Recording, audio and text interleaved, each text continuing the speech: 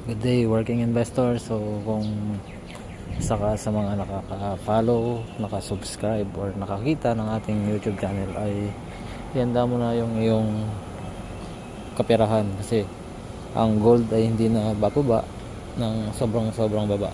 So ito ay to the moon na. Yan is pansin nyo si BTC, Ethereum, mga crypto, umakyat na sila ng umakyat. So ito pala yung dorm, guys. Ito yung dorm na tinitirahan natin ngayon.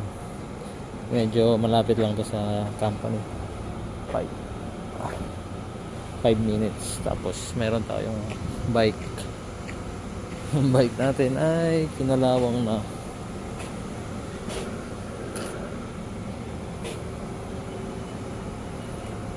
So yan lang. So dapat samantala natin yung pagkakataon na bumagsak yung gold at makabili tayo or makalagay man lang tayo ng konting doon ng konting investment para pag umakyat siya hindi tayo masasana all na or sayang no.